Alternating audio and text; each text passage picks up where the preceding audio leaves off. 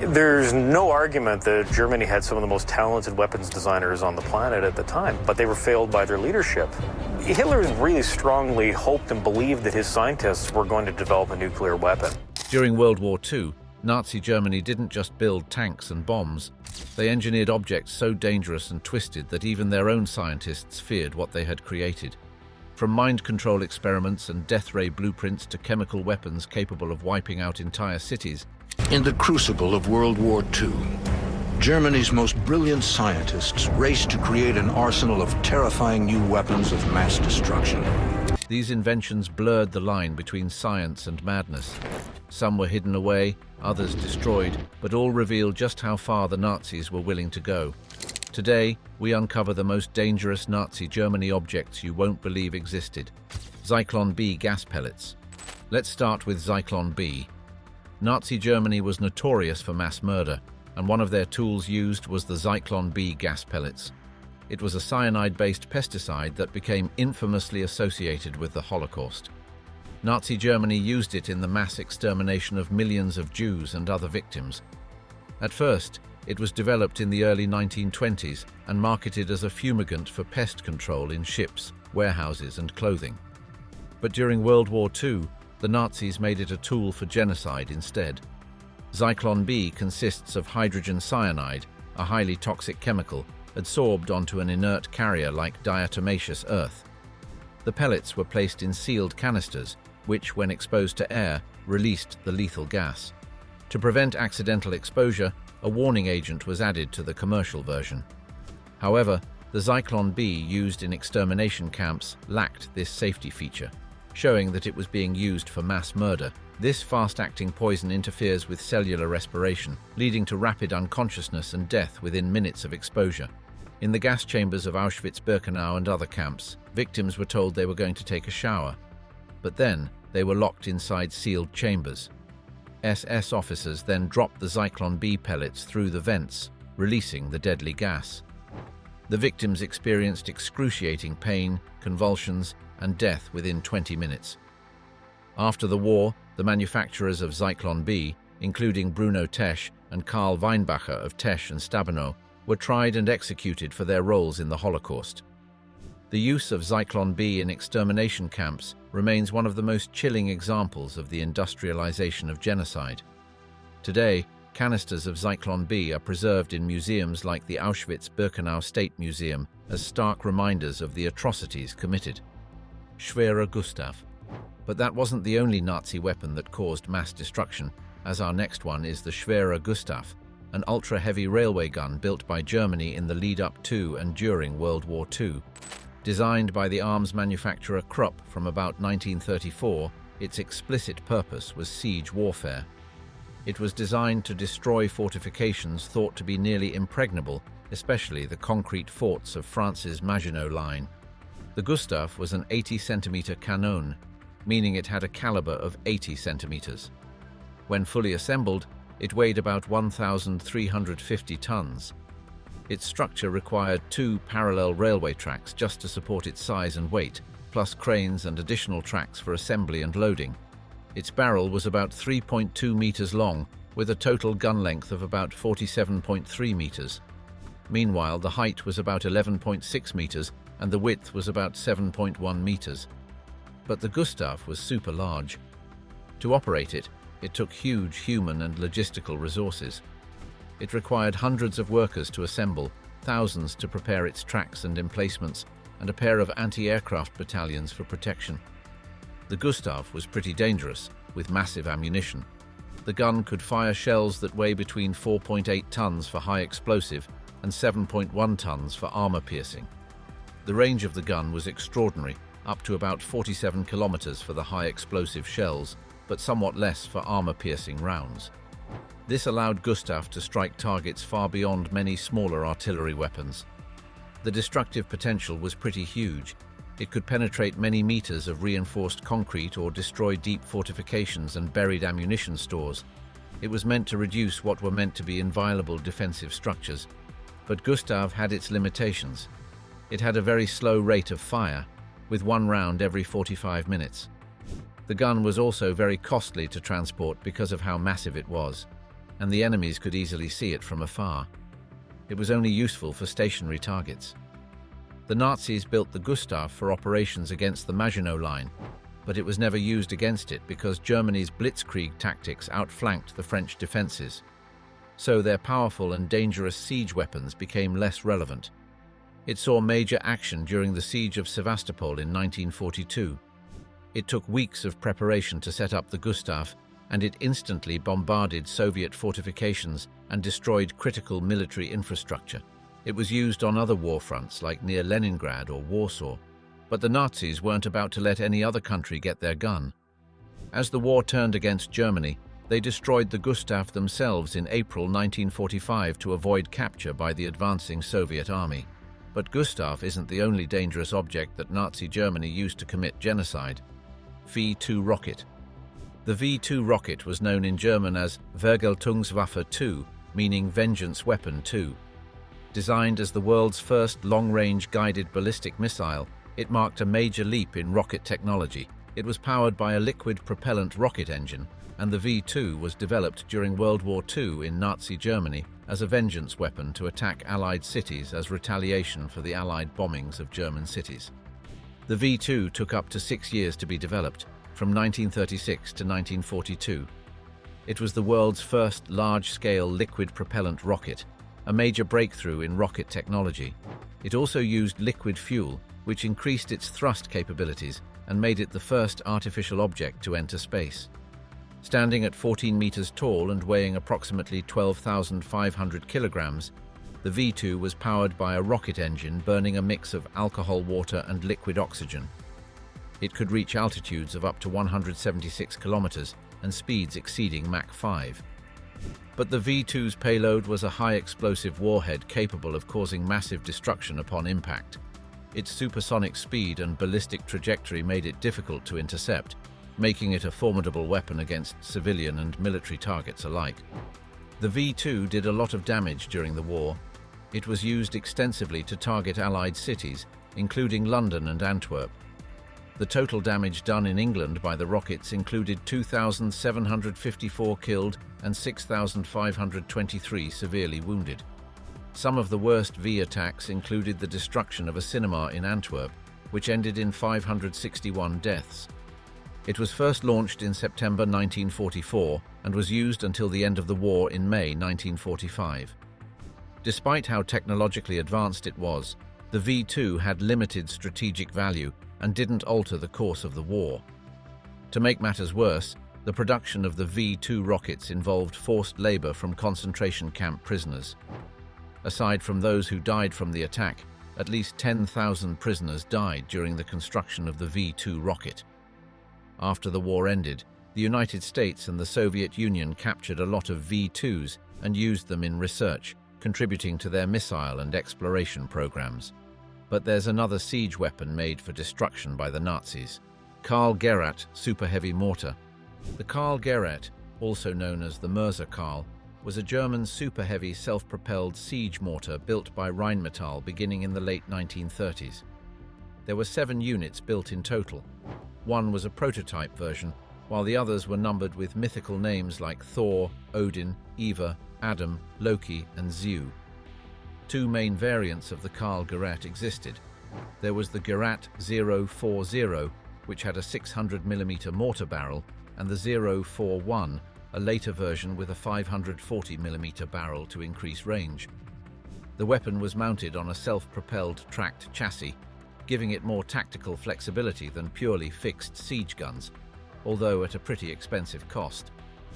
Nazi Germany had designed one of its most dangerous objects, as the Karl could fire extremely heavy projectiles. The 600mm variant fired shells weighing up to 4,700 pounds for high explosive and concrete piercing types. Depending on the barrel type, the weapon could reach targets several kilometers away. With the heavier 600mm shells, ranges were lower, but the 540mm variant increased the range significantly. The Karl was designed for massive destructive ability. It was designed to obliterate heavy fortifications like concrete bunkers, coastal batteries, and very thick walls. It also created massive craters. For instance, A 600mm shell could penetrate several meters of reinforced concrete and severely damage fortification installations. But like Gustav, Nazi Karl's mortar had a heavy logistical burden. The mortar was slow to prepare and fire due to loading, aligning, and recoiling. It needed enormous crews, special transport, and significant support. It wasn't as easy to handle as smaller artillery and field gun pieces. Some of the Karl mortars saw action at the siege of Sevastopol on the Eastern Front, bombarding Soviet fortifications. The ZU model was also used in the Warsaw Uprising in 1944 against the insurgents in Warsaw during the uprising. And in the Brest-Litovsk region, the Adam was used while the Eva was deployed, but it had technical issues. Nazis didn't only create weapons of mass destruction, but also dangerous tools for eluding other countries during the war. Enigma machine. The Enigma machine was a German electromechanical cipher device used extensively by the Nazi regime during World War II to encrypt messages across the military, including the Army, Air Force, and Navy. It had rotors, a plug board for letter swapping, and a reflector that passed the signal back through the rotors. Each key press changed the rotor positions, so the substitution pattern constantly shifted. Because the settings on the Enigma machine were changed every day, Allied forces could hardly ever pick up more than momentary intelligence. In fact, the German military believed that the Enigma was unbreakable. Whenever the system worked properly, it allowed secure planning and coordination of operations, including U-boat Wolfpack attacks, troop movements, logistics, and even the coordination of atrocities. Many countries tried to break the Enigma machine. Polish cryptographers first cracked early versions of Enigma in the 1930s, and they shared their findings with British intelligence just before the war. Then, at Bletchley Park in the UK, figures like Alan Turing and others developed mechanical and logistical devices to systematically test possible machine settings and exploit any design weaknesses. Intelligence obtained from the decrypted Enigma messages gave the Allies insights into German naval movements, U-boat operations, and supply lines. So the Allies could redirect convoys, avoid ambushes, and anticipate attacks. Many historians say that breaking Enigma saved countless lives and led to the end of the war. Although it's only an intelligence weapon, it was still one of the most dangerous German Navy objects you won't believe existed. The Nazis used Enigma to coordinate submarine patrols, attacks on convoys, and routing instructions. When the Allies decrypted naval Enigma messages, they could reroute convoys away from Wolfpack zones and reduce losses. The German forces could send orders, know reinforcements, and plan offensives with secrecy. Panzerkampfwagen 8 Maus Super Heavy Tank. Another dangerous Nazi Germany object is known as the heaviest tank ever built, the Panzerkampfwagen 8 Maus. It holds the record as the heaviest fully enclosed armored fighting vehicle ever constructed. The super heavy tank was meant to break through fortified enemy lines. The Maus was conceived in 1941 with Ferdinand Porsche, the creator of one of the most famous car brands today. He was tasked by Adolf Hitler to design a tank that could withstand enemy fire and deliver devastating firepower. By 1944, there were two prototypes. One was fully assembled with a turret, and another was a hull without a turret. The Maus was powered by either a gasoline or diesel engine, depending on the prototype, and featured a massive 128mm main gun, a secondary 75mm coaxial gun, and a 7.92mm MG-34 machine gun. Its armor thickness ranged from 150 to 240mm, providing formidable protection against most Allied weapons. While the Maus's sheer size and firepower were impressive, its practicality was limited. Weighing approximately 188 tons, it was nearly immobile on the battlefield. Its top speed was around 20 km per hour on roads and 13 km per hour off-road, making it pretty vulnerable to faster enemy units. Additionally, its enormous fuel consumption and the inability to cross most bridges or pass through tunnels severely restricted its operational range and deployment. Because of this, the Maus never saw combat. Both prototypes were captured by Soviet forces in 1945. One was sent to the Kubinka Tank Museum in Russia, where it remains on display today. The other was destroyed by the Germans to prevent it from falling into enemy hands. Although Nazi Germany had a thing for heavy weapons, one of their most dangerous objects was a literal vehicle equipped with flamethrowers. Flammpanzer 41. The Flammpanzer 41, which is officially called SDKFZ 251/16, was a German armored vehicle equipped with flamethrowers. It was also developed during World War II to provide infantry support and clear fortified positions. With the half-track chassis, the weapon dangerously combined devastating power of fire with mobility. The SDKFZ 251/16 was an adaptation of the standard SDKFZ 251 armored personnel carrier modified to carry flamethrowers. Introduced in 1943, it featured two Flammenwerfer 41 units mounted on the vehicle's sides. These flamethrowers had a range of approximately 32 meters and could unleash a continuous stream of fire. It was a pretty dangerous weapon, as it was designed to clear enemy positions, bunkers and trenches by delivering intense firepower. Its effectiveness was also because it was much lighter, unlike the massive weapons they mostly used, but it was too vulnerable for close-range combat and the risk of fuel tank exposure, leading to catastrophic fires. The SDKFZ 251/16 was deployed on various fronts, including the Eastern and Western fronts. It was used to support infantry assaults, clear minefields, and neutralize entrenched enemy positions. The vehicle's mobility allowed it to maneuver through difficult terrain, providing close support where traditional tanks might struggle. Aside from throwing fire, the Nazis were also throwing bombs. V-1 flying bomb. The V-1 flying bomb, officially called the Fieseler FY-103, was Nazi Germany's pioneering attempt at creating a guided missile. Dubbed the buzz bomb, or doodlebug by the British due to its strange engine noise, it marked a major advancement in warfare technology during World War II. The V-1 was a jet-propelled, pilotless aircraft designed to carry a high-explosive warhead to enemy targets. It was powered by an Argus AS-109-014 pulse jet engine and had a maximum speed of about 400 miles per hour and a range of about 140 miles. It was another heavy object made by the Nazis, weighing around 4,800 pounds, and was equipped with a 1,870-pound warhead filled with amatol, a high-grade explosive. The guidance system used a gyro compass-based autopilot, allowing it to follow a preset course to its target. The V-1's primary purpose was to terrorize civilian populations and disrupt morale, particularly in Britain. Between June 13, 1944, and March 29, 1945, over 8,000 V-1s were launched against London, resulting in approximately 6,000 deaths and over 17,000 injuries.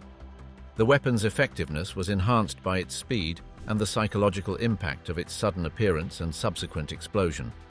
However, its relatively low accuracy and vulnerability to Allied defenses, such as anti-aircraft fire and fighter aircraft, limited its overall impact. It was primarily launched from the Pas-de-Calais region of France, targeting cities in southern England. As the Allies advanced, launch sites were moved to other locations, including the Netherlands and Germany. The weapon was launched from specially constructed ramps or, later in the war, from modified aircraft. Despite these efforts, the V-1 wasn't so strong against Allied military forces.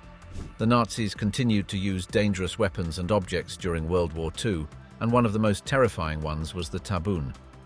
Tabun nerve agent canisters. Tabun, codenamed GA, was the first nerve agent developed by Nazi Germany during World War II. Discovered in 1936 by German chemist Gerhard Schrader, Tabun was initially synthesized as an insecticide by the chemical conglomerate IG Farben. However, its extreme toxicity led to its repurposing as a chemical weapon. The name Tabun is derived from the German word tabu, meaning forbidden, highlighting its hazardous nature. During World War II, Nazi Germany established a large-scale production facility for Tabun in a location that's now Poland. Once the war was over, the plant had produced about 12,000 metric tons of Tabun. The agent was then loaded into different munitions, including artillery shells and aerial bombs. Tabun is a clear, colorless and tasteless liquid that is more volatile than VX, but less volatile than sarin. It can be absorbed through the skin, inhaled as a vapor, or ingested. Exposure to even minute amounts can be fatal without prompt medical intervention. Symptoms of poisoning include constriction of the pupils, excessive salivation, muscle twitching, and convulsions. If untreated, exposure can lead to death within minutes due to respiratory failure. Although they produced a lot of quantities, the tabun was never used in combat during World War II. The Nazi regime avoided using it in the war because they were afraid of retaliation and that the Allies would use chemical weapons in return. The Allies had no idea that the Germans had this kind of chemical weapon until the end of the war. Today, tabun is prohibited, and no country is expected to own it or other nerve agents, such as sarin and soman. Fritz X guided bomb. Aside from creating nerve agents, Nazi Germany also created one of the first guided munitions in combat. The Fritz X, also known as Ruhrstahl SD 1400X, was a pioneering precision-guided weapon developed by Nazi Germany during World War II. It was designed to target heavily armored warships. The Fritz X was a 3,460-pound radio-guided glide bomb equipped with a 705-pound armor-piercing warhead filled with Amtol explosive. It featured a cruciform tail with control surfaces and was guided via a radio link between the launching aircraft and the bomb. The bomb's guidance system, known as the Kael Strasbourg Fu G203/230, allowed the bombardier to steer the bomb during its descent. The weapon had a range of approximately 5 kilometers and could reach speeds up to 1,235 kilometers per hour. The Fritz X was specifically designed to penetrate the thick armor of battleships and heavy cruisers. It was first used in combat in September 1943 and was pretty effective against Allied naval vessels. The bomb's precision allowed it to strike vital areas of ships, such as ammunition magazines and engine rooms, leading to significant damage or sinking of the target. Its effectiveness was enhanced by its speed and the ability to be guided during its descent, making it a formidable weapon against naval forces. It was used to sink the Italian battleship Roma in September 1943. It was also deployed by the Luftwaffe against Allied naval targets in the Mediterranean and Atlantic theaters. It was used against many other Allied ships,